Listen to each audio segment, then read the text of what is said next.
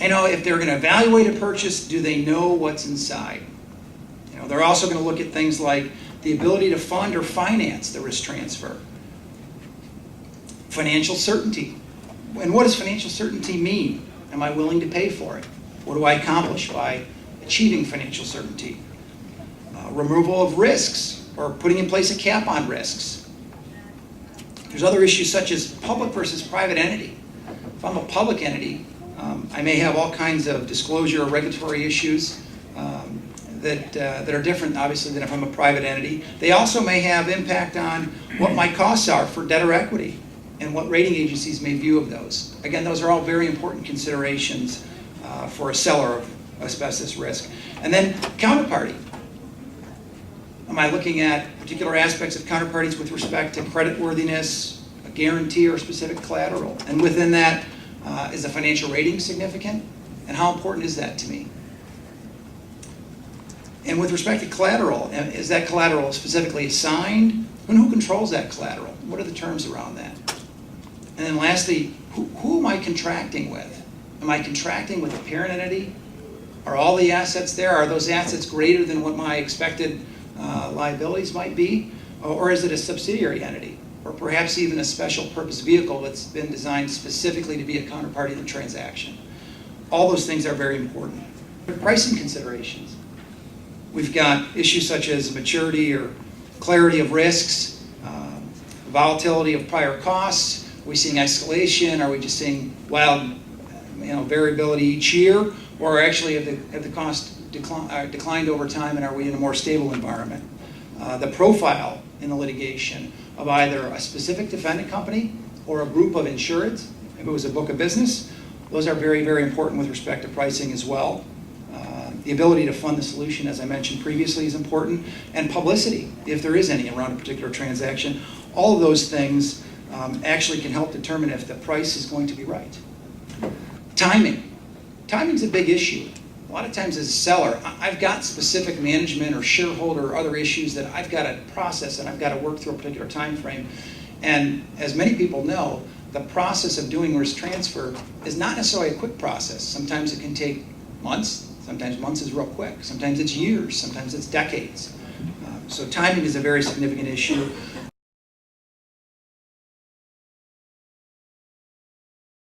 And then we have risk premium. Good question there. We go through a valuation process and we say, this is what the liabilities might be. We may even have a range associated with that. And on top of that, with respect to risk premium, there's a variability. And so am I gonna, as a buyer, am I gonna require some additional amount of capital on top of what I think these are gonna cost because of that variability? And then it could be anything related to the cyclical nature of the litigation or the costs.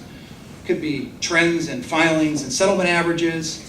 It could be the assessment of litigation strategy to date. Is there room to improve on that litigation strategy?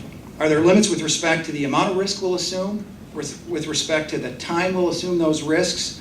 Are there economies from aggregating these risks so that we can lower our operating costs? Or can we somehow enhance claim outcomes by aggregating more significant volume of these risks?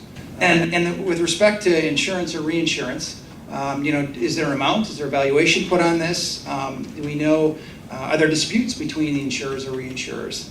Or are there agreements in place? Is there credit risk associated with this, or a myriad of other factors so that we know whether that's a quantifiable consideration in the transaction?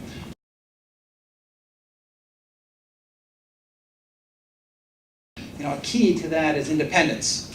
We really need to have independence, both from the company itself, but perhaps in some situation, perhaps independent from whoever's doing the analysis of these liabilities with respect to public or SEC reporting. Different purpose, different horses for different courses. Clearly, credibility of this particular individual or groups of individuals is very important.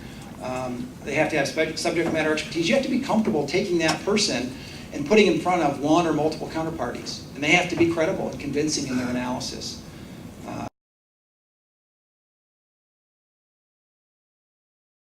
That process might, include gathering appropriate resources to proceed, and that is both internal and external. And oftentimes focuses on the external resources, but oftentimes the internal resources can be the most important.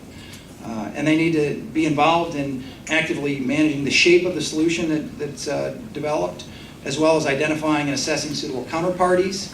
And they need to be available for the duration of the process, which, as we mentioned previously, may not be a quick process, may not be measured in months, sometimes not measured in years.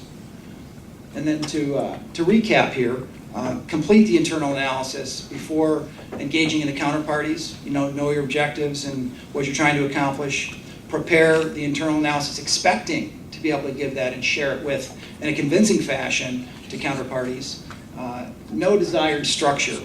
Are you looking for a particular guarantee or indemnification? Is rating an issue, price, capital extraction, and so forth? And then plan ahead. Anticipate. Stand in the shoes of the buyer. Assume a realistic perspective. All of those things, and if we're successful in that process, we may, at the end of the day, be able to accomplish a risk transfer.